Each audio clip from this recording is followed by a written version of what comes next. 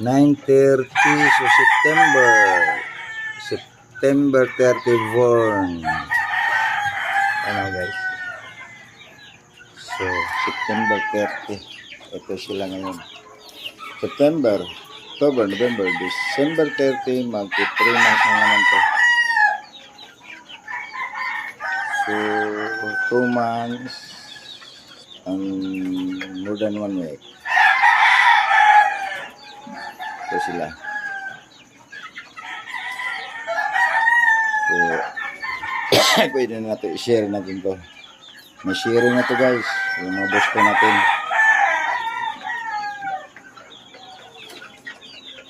Puro materials.